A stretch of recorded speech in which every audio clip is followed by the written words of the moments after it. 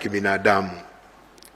Jumla ya picha mnato 450, picha mjongeo 880 zilikusanya kwa njia mbalimbali, na baadhi zilikuwa zimesambamba mitandaoni kwa zaidi ya mara moja. Picha hizi zilipatikana na ziliwasilishwa na mashuhuda wa matukio, watoa taarifa vya vyombo vya ulinzi na salama, na vyanzo vya wazi, yani open source, ikiwemo vyombo vya habari na mitandao ya kijamii.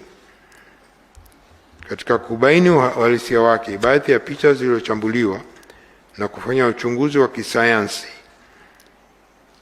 kwa kutumia wataalamu walioidhinishwa. Uchunguzi huo hususan kwa picha zilizokuwa zikizunguka zaidi mitandaoni na kwenye vyombo vya habari, baadhi yake zilikuwa halisi na za kweli, lakini nyingine hazikuwa halisi na zimechezewa kwa kutumia akili unde na nusu ukweli.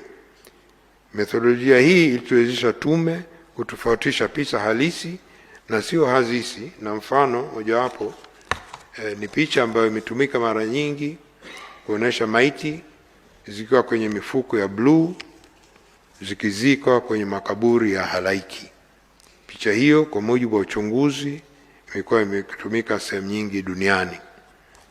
Matumizi ya ushahidi na taarifa mseto kutoka vyanzo anuwai yalilenga kuzingatia na kudhibiti viwango vya uthibitisho vinavyotambuliwa na tume za uchunguzi za kimataifa